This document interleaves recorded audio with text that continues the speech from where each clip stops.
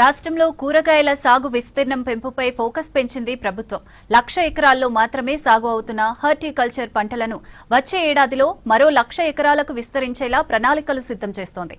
ప్రాథమిక వ్యవసాయ పరపతి సంఘాల ఆధ్వర్యంలో 800 మంది ఉత్తమ వాలంటీర్ రైతులకు ప్రత్యేక శిక్షణ ఇచ్చి వారితో మరింత విస్తీర్ణంలో సాగు పెంచే దిశగా చర్యలు చేపడుతోంది రాష్ట్ర ప్రభుత్వం.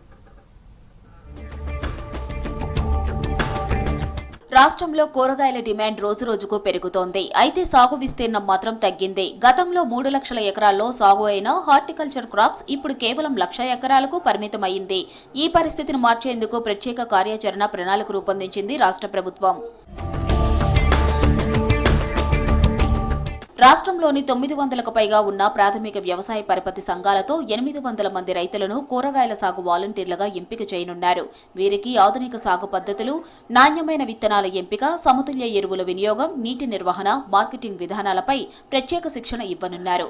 ఈ వాలంటీర్లు తమ పరిసర ప్రాంతాల రైతులకు మార్గనిర్దేశనం చేసి మరింత విస్తీర్ణంలో కూరగాయల సాగు చేపట్టేలా ప్రోత్సహిస్తారని తెలిపారు అధికారులు.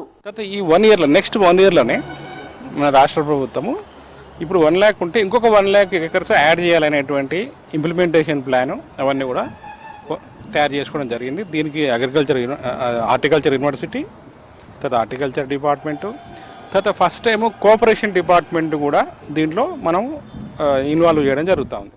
మరో 1,00,000 ఎకరాల్లో హార్టికల్చర్ క్రాప్స్ కూరగాయల సాగు పెంచాలని ప్రభుత్వం లక్ష్యంగా పెట్టుకుందన్నారు అధికారులు. హార్టికల్చర్ యూనివర్సిటీని భాగస్వామ్యంతో ఉత్తమ రైతులకు శిక్షణ ఇస్తామన్నారు. రైతుల ఆదాయం రెట్టింపు చేయడమే లక్ష్యంగా ట్రైనింగ్ ఇస్తామని తెలిపారు హార్టికల్చర్ యూనివర్సిటీ వీసీ రాజిరెడ్డి.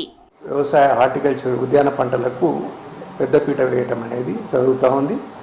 అందులో కొంత సీడ్ కొరకు, కొంత మల్చింగ్ కొరకు, కొంత లో కాస్ట్ పెండాల్స్ ఇప్పుడు మన దగ్గర చూసుంటారు కేతి అనేటువంటి లో కాస్ట్ పెండాల్స్ మన నెట్ హౌసెస్.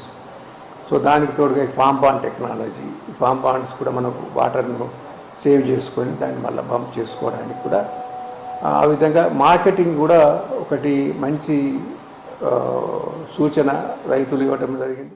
రాష్ట్రంలో కూరగాయల ఉత్పత్తి పెరిగే ధరల స్థిరీకరణకు తోడ్పడుతుందంటున్నారు వ్యవసాయ అధికారులు. స్థానికంగా ఉత్పత్తి పెరిగితే ఇతర రాష్ట్రాలపై ఆధారపడవలసిన అవసరం తగ్గుతుందని తెలిపారు.